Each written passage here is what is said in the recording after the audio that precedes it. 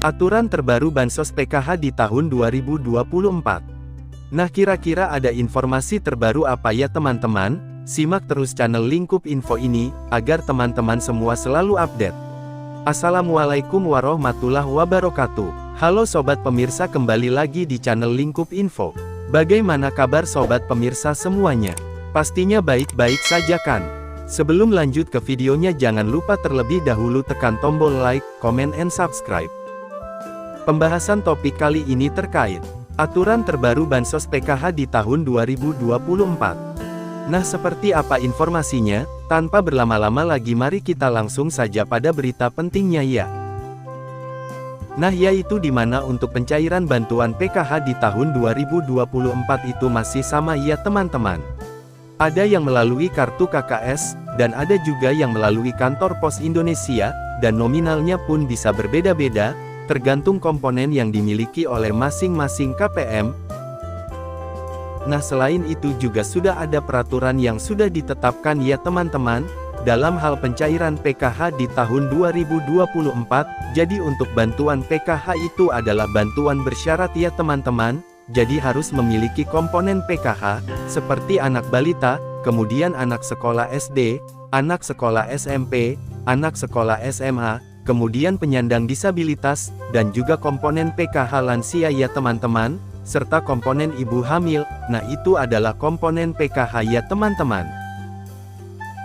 Jadi bukan hanya anak balita, atau anak sekolah saja, tetapi ibu hamil pun sama ya masuk kategori komponen PKH, kemudian penyandang disabilitas, dan para lansia juga.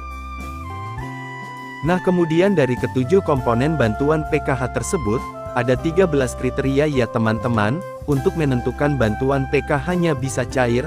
Nah, yang pertama peraturannya itu adalah, kalian harus terdaftar di dalam DTKS, jadi mulai dari anak balita, anak SD, ibu hamil, kemudian anak SMP, anak SMA, penyandang disabilitas, dan lansia tersebut, harus masuk di dalam DTKS, dan aktif ya teman-teman, sebagai penerima bantuan PKH. Nah, kemudian peraturan yang kedua, di dalam keluarga maksimal hanya 4 komponen saja ya, yang bisa masuk ke dalam pencairan bantuan PKH. Nah, jadi maksimalnya itu adalah 4 komponen, jadi tidak bisa semua 7 komponen didapatkan ya teman-teman. Nah, kemudian peraturan yang ketiga, prioritas bantuan PKH yang memiliki komponen, datanya itu harus aktif ya teman-teman, dan padan antara di DTKS, dengan di Dukcapil. Nah, itu adalah yang harus dipatuhi teman-teman, karena bansos itu datanya harus badan dan valid, jadi tidak boleh ada perbedaan. Kemudian peraturan yang kelima, jika kalian terdapat sebagai penerima bantuan PKH anak sekolah, baik itu SD, SMP, maupun SMA, datanya harus terdaftar di aplikasi Dapodik sekolah masing-masing ya, dan datanya badan dengan DTKS, nah jadi tidak boleh ada perbedaan.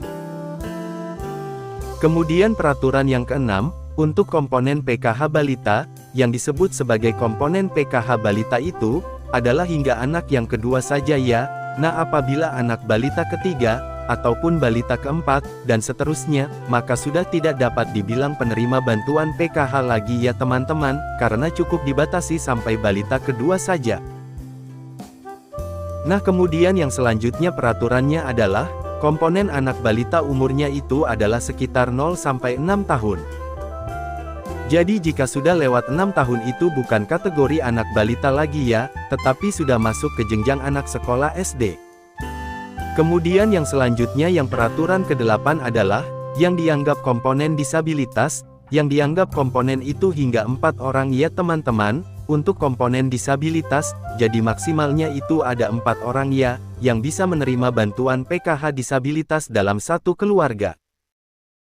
Nah, kemudian yang selanjutnya untuk komponen lansia, peraturannya adalah yang dibilang komponen PKH lansia sama ya teman-teman, seperti penyandang disabilitas, yaitu maksimal 4 orang saja, yang masuk dalam pencairan PKH.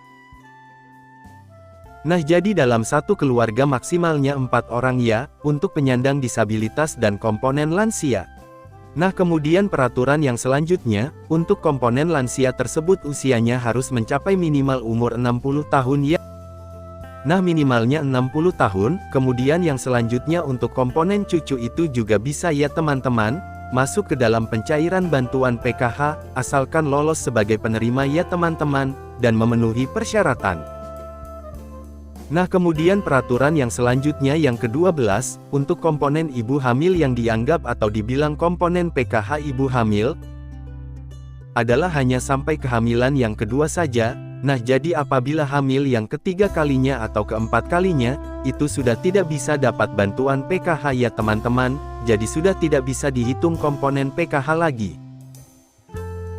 Nah, kemudian peraturan yang terakhir adalah, jika di dalam anggota keluarga memenuhi atau memiliki lebih dari satu komponen, maka yang dianggap penerima bantuan PKH adalah dari nominal yang paling tertinggi dahulu ya teman-teman.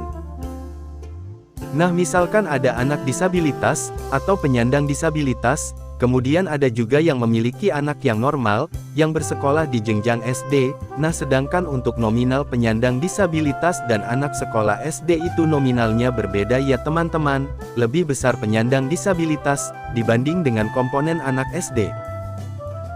Nah, maka yang masuk komponen PKH adalah, hanya komponen disabilitas terlebih dahulu ya, yang didahulukan. Nah, jadi sudah jelas ya teman-teman, itu adalah peraturan bantuan PKH di tahun 2024 nanti. Nah, mungkin itu saja yang bisa saya sampaikan, kurang lebihnya mohon maaf. Sekian informasi pada video kali ini, semoga informasi ini dapat bermanfaat bagi kita semua. Terima kasih sudah menyimak videonya sampai habis, dan jika Anda berkenan jangan lupa like, comment and subscribe. Sampai jumpa di video selanjutnya.